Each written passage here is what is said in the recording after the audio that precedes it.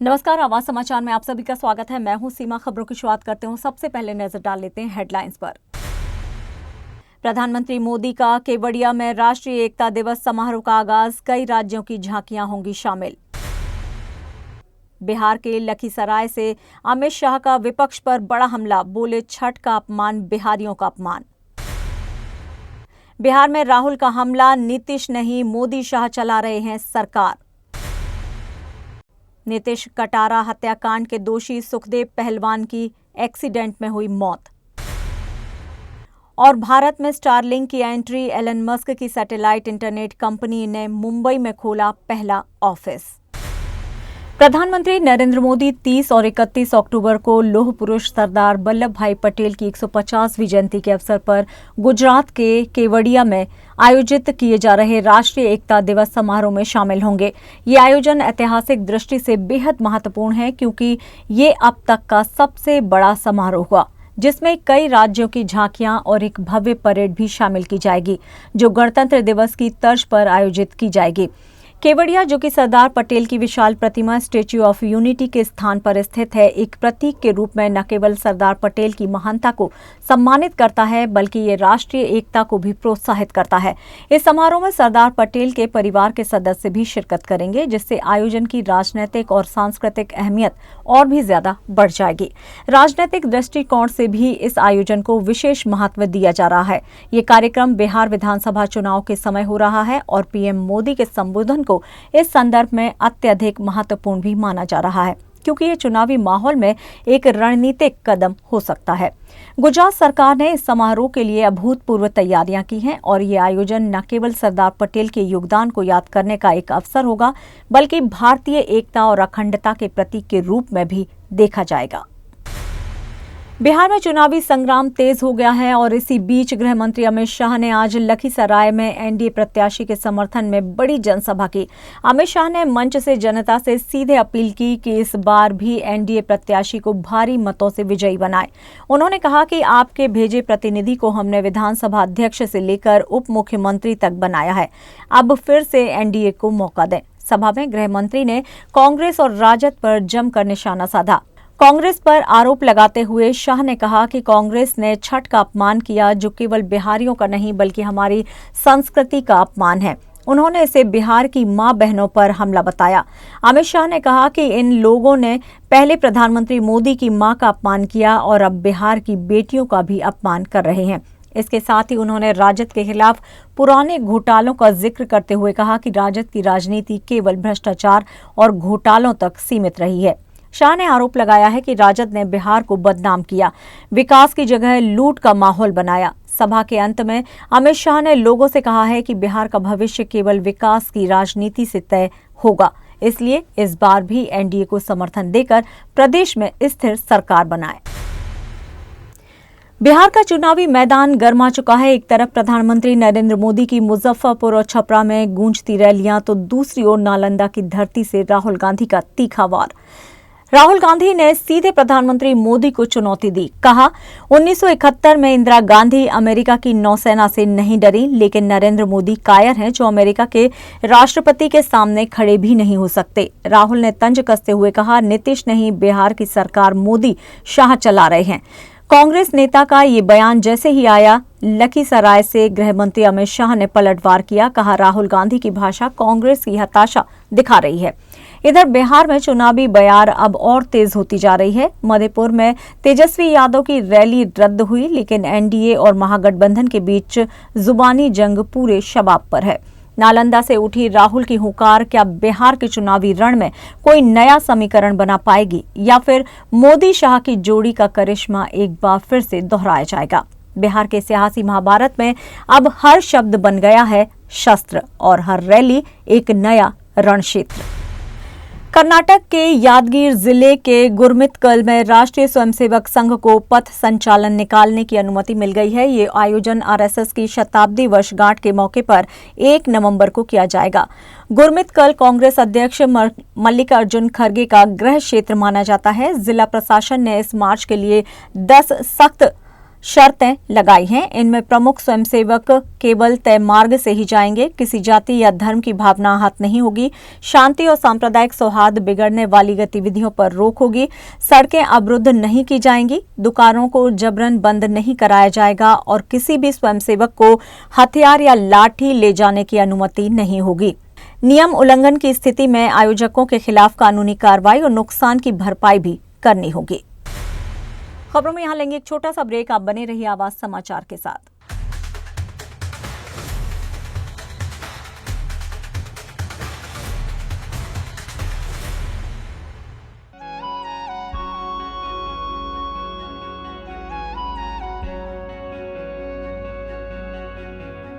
आवाज इंडिया, आवाज इंडिया, आवाज इंडिया, आवाज इंडिया, इंडिया, इंडिया, आवाज इंडिया।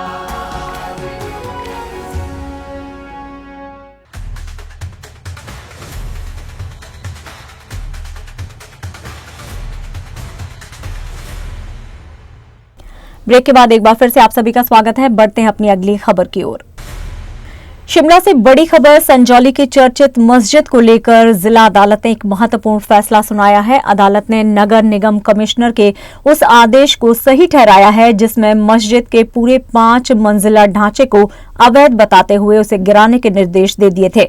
ये वही मस्जिद है जो लंबे समय से विवादों में थी और अब अदालत ने साफ कह दिया है कि ढांचा गैरकानूनी है, इसलिए कार्रवाई होगी। मस्जिद कमेटी के अध्यक्ष मोहम्मद लतीफ का कहना है कि हम जिला अदालत का आदेश पढ़ने के बाद इस मामले को हाई कोर्ट में चुनौती देंगे, यानी कानूनी लड़ाई अब यही नहीं रुकने वाली। अगला पड़ाव हाई कोर्ट होगा। आपको बता दें कि 6 अक्टूबर को अतिरिक्त जिला न्यायाधीश यजुवेंद्र सिंह ने वक्फ बोर्ड और नगर निगम की दलीलें सुनने के बाद फैसला सुरक्षित रखा था, जो आज सुनाया गया। इससे पहले वक्फ बोर्ड ने शिमला एमसी आयुक्त कोर्ट के 3 मई के आदेश को चुनौती दी थी, जिसमें मस्जिद की निचली 2 मंजिलें तोड़ने के आदेश दे दिए गए थे। अब अदालत ने पूरी इमारत को ही अवैध करार दे दिया है। फैसले के बाद देवभूमि संघर्ष समिति जैसे संगठनों ने अदालत के इस निर्णय का खुले तौर पर स्वागत किया है। वहीं मस्जिद कमेटी ने इसे धार्मिक स्थल पर अन्याय बताते हुए हाई कोर्ट जाने का ऐलान कर दिया है। शिमला के इस मस्जिद विवाद पर अब सबकी नजरें टिकी होंगी। हाईकोर्ट की अगली सुनवाई पर जहां तय होगा कि क्या ये ढांचा बचेगा या फिर ढह जाएगा। कुशीनगर जिले के तुर्कपट्टी थाना क्षेत्र में सोमवार को एक गंभीर सड़क हादसा हुआ, जिसमें नीतीश कटारा हत्याकांड में दोषी और हाल ही में जेल से रिहा हुए सुखदेव पहलवान की मौत हो गई। पुलिस के मुताबिक सुखदेव पहलवान बाइक पर 2 अन्य लोगों के साथ जा रहे थे, तभी एक अज्ञात वाहन ने उनकी बाइक को जोरदार टक्कर मार दी। हादसा मधुरिया पुलिस चौकी के पास हुआ। गंभीर चोटों के बाद उन्हें और बाइक पर सवार अन्य 2 लोगों को नजदीक के अस्पताल ले जाया गया। अस्पताल में पहुंचने पर सुखदेव पहलवान की मौत हो गई, जबकि 2 अन्य का इलाज जारी है। पुलिस ने बताया है कि हादसा इतनी तेज गति और अज्ञात वाहन के कारण हुआ, इसकी जांच की जा रही है और आरोपी कार चालक की तलाश शुरू कर दी गई है। सुखदेव पहलवान कुशीनगर जिले के पटहेरवा थाना क्षेत्र के तिरुवनवा गांव के निवासी थे और नीतीश कटारा हत्याकांड में 20 साल की सजा काटने के बाद हाल ही में जेल से रिहा हुए थे। कानपुर देहात से एक ऐसी वारदात सामने आई है जिसे सुनकर इंसानियत भी शर्मसार हो जाए। मां जिसने बेटे को जन्म दिया वही उसकी मौत की वजह बन गई। नाम है ममता सिंह, लेकिन इस ममता ने अपने ही बेटे प्रदीप सिंह की हत्या की साजिश रच डाली। पुलिस के मुताबिक वजह थी अवैध संबंध और बीमा की रकम का लालच। ममता का अपने पड़ोसी मयंक कटियार से प्रेम संबंध था, जिसका विरोध उसका बेटा प्रदीप करता था और यही बन गया उसकी मौत का कारण। आरोप है कि ममता ने अपने प्रेमी मयंक और उसके भाई ऋषि के साथ मिलकर बेटे की हत्या की पूरी प्लानिंग की। पहले प्रदीप को घर से बुलाया गया, फिर हथौड़े से सिर पर कुचलकर उसकी बेरहमी से हत्या कर दी गई। इतना ही नहीं, शव को हाईवे पर फेंक दिया गया ताकि ये एक सड़क हादसा लगे। लेकिन सच ज्यादा दिनों तक नहीं छिप पाया। पोस्टमार्टम रिपोर्ट ने खोल दी इस हैवानियत की पोल। पुलिस ने जब जांच की तो परत दर परत साजिश सामने आने लगी। मुख्य आरोपी ऋषि को पुलिस ने मुठभेड़ में गिरफ्तार किया। पुलिस के मुताबिक जब उसे घेरा गया तो उसने भागने की कोशिश की और फायरिंग शुरू कर दी। जवाबी कार्रवाई में वो घायल हो गया। इस पूरे मामले में अब कातिल मां ममता सिंह और उसका प्रेमी मयंक कटियार की पुलिस गिरफ्तारी में है। ममता, जिसने ममता की परिभाषा को कलंकित कर दिया, एक बेटा जो अपनी मां को गलत रास्ते से रोकना चाहता था और एक मां जिसने अपने बेटे का सिर कुचलकर अपने हाथों से उसे ही मिटा दिया। कानपुर देहात की इस कहानी ने रिश्तों पर सवाल खड़े कर दिए हैं। जब मां ही मौत की साजिश करे तो इंसानियत कहां बचेगी। और खबरों में यहां लेंगे एक और छोटा सा ब्रेक। आप बने रहिए हमारे साथ।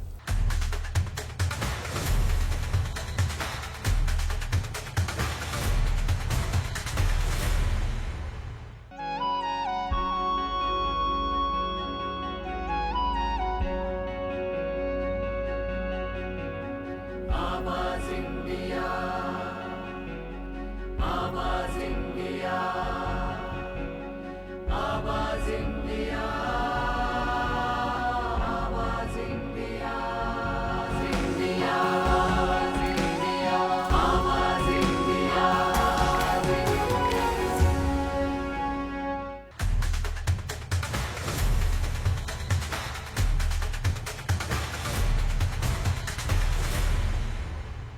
ब्रेक के बाद एक बार फिर से आप सभी का स्वागत है। बढ़ते हैं अपनी अगली खबर की ओर। पश्चिमी राजस्थान से लेकर गुजरात के सरक्रीक तक भारत पाक सीमा पर 30 अक्टूबर से ऑपरेशन त्रिशूल शुरू हो गया है। ये अभ्यास तीनों सेनाओं, थल सेना, वायुसेना और नौसेना का संयुक्त युद्ध अभ्यास होगा, जिसमें लगभग 30,000 जवान भाग लेंगे। ये अभ्यास 13 दिन तक चलेगा और 10 नवंबर को समाप्त होगा। ऑपरेशन त्रिशूल का उद्देश्य दुश्मन की गतिविधियों पर पैनी नजर रखना और वास्तविक समय में निर्णय प्रक्रिया व नियंत्रण क्षमता का परीक्षण करना है। इसके तहत यूनाइटेड ऑपरेशन, डीप स्ट्राइक और मल्टी डोमेन वॉरफेयर का अभ्यास किया जाएगा। इसके अलावा उन्नत तकनीक, ISR क्षमताओं, इलेक्ट्रॉनिक्स वॉरफेयर उपकरण और साइबर प्लेटफॉर्म्स का समन्वित उपयोग किया जाएगा। ये अभ्यास 3 चरणों में आयोजित किया जाएगा। पहला चरण गुजरात के सरक्रीक और समुद्री सीमा पर नौसेना के नेतृत्व में होगा। दूसरा चरण जैसलमेर में थल सेना के नेतृत्व में आयोजित होगा, जिसमें एयर डिफेंस और फाइटर विमान शामिल होंगे। दूरसंचार नियामक आयोग जल्द ही एक नया फीचर लॉन्च करने वाला है। इसके लागू होने के बाद मोबाइल यूजर्स को अज्ञात नंबर से आने वाली कॉल की परेशानी से राहत मिलेगी। इस फीचर के जरिए किसी भी इनकमिंग कॉल पर कॉल करने वाले का वास्तविक नाम सीधे फोन स्क्रीन पर दिखाई देगा। कॉल करने वाले का नाम टेलीकॉम ऑपरेटर के डेटाबेस से लिया जाएगा और ये नाम उस सिम के रजिस्ट्रेशन वितरण के आधार पर दिखेगा। इससे यूजर्स बिना थर्ड पार्टी एप्स जैसे ट्रू कॉलर की मदद के भी कॉलर की पहचान कर सकेंगे। विशेष रूप से CNAP फीचर भारत में दुनिया का सबसे बड़ा वेरीफाइड कॉलर ID सिस्टम होगा। इससे रोजाना आने वाली स्पैम और फर्जी कॉल्स पर रोक लगेगी और यूजर्स आसानी से तय कर सकेगा कि उसे कॉल उठानी है या फिर ब्लॉक करनी है। भारत के डिजिटल आसमान में एलन मस्क की एंट्री हो चुकी है। स्टारलिंक यानी कि सैटेलाइट इंटरनेट की सुपर पावर कंपनी ने मुंबई के चांदीवली इलाके में अपना पहला भारतीय ऑफिस खोल लिया है। पॉपस्ट्रेक के दस्तावेज बताते हैं कि बूमरंग कमर्शियल बिल्डिंग के ग्राउंड फ्लोर पर 1294 वर्ग फीट का ये ऑफिस स्टारलिंक की भारत में जमीनी मौजूदगी का पहला कदम है और यही कदम भारत में सैटेलाइट इंटरनेट की क्रांति की शुरुआत भी मानी जा रही है। स्टारलिंक का फोकस साफ है, ग्रामीण भारत तक हाई स्पीड इंटरनेट पहुंचाना, क्योंकि कंपनी की लो अर्थ ऑर्बिट तकनीक सिर्फ 20 मिलीसेकंड से भी कम लेटेंसी देती है, यानी कि टेलीमेडिसिन, ऑनलाइन एजुकेशन और ई-कॉमर्स जैसी सेवाएं अब भारत के हर कोने तक बिना रुकावट पहुंच सकती है। सूत्रों के मुताबिक स्टारलिंक जल्द ही अपने गेटवे स्टेशन मुंबई, नोएडा, चंडीगढ़, कोलकाता और लखनऊ जैसे बड़े शहरों में लगाने जा रही है। यही स्टेशन सैटेलाइट से सिग्नल पकड़ेंगे और इंटरनेट को यूजर्स तक पहुंचाएंगे। भारत, जो आज 850 मिलियन से ज्यादा इंटरनेट यूजर्स के साथ दुनिया का सबसे तेजी से बढ़ता डिजिटल मार्केट बन चुका है, अब तैयार है स्पेस से आने वाले इंटरनेट सिग्नल के लिए। अगर सब कुछ योजना के मुताबिक चला तो 2026 की शुरुआत तक स्टारलिंक भारत में अपनी वाणिज्यिक सेवाएं लॉन्च कर सकता है। बस मंजूरी चाहिए ट्राई और DOT से। तो अब सवाल ये है कि क्या एलन मस्क का स्टारलिंक भारत के डिजिटल भविष्य को नया आयाम देगा, या फिर ये सिर्फ शुरुआत है एक नई स्पेस रेस की जिसमें मंजिल है आसमान से जुड़ा भारत। अमेरिका और चीन के बीच चल रही कारोबारी जंग में अब जंग का नहीं शांति का बिगुल बजा है। दुनिया की दो सबसे बड़ी अर्थव्यवस्थाओं के बीच वॉर नहीं, अब बॉमर्ट की शुरुआत हुई है। डोनाल्ड ट्रंप और शी जिनपिंग की इस मुलाकात ने ट्रेड वॉर की वर्क को पिघला दिया है। ट्रंप ने तो इस मीटिंग को 10 में से पूरे 12 नंबर दे डाले, यानी कि डिप्लोमेसी में फुल मार्क्स। इस ऐतिहासिक मुलाकात के बाद अमेरिका ने बड़ा कदम उठाया है। अब चाइनीज सामान पर टैरिफ 57% से घटाकर 47% कर दिया जाएगा, यानी अरबों डॉलर के व्यापार पर से तनाव का बोझ कम होने जा रहा है। यही नहीं, ट्रंप ने एक और अहम ऐलान किया है। फेंटालिन पर अब टैक्स 20% से घटाकर 10% किया जाएगा। बदले में चीन ने वादा किया है कि वो इस घातक नशीली दवा की सप्लाई रोकने में पूरी ताकत झोंक देगा।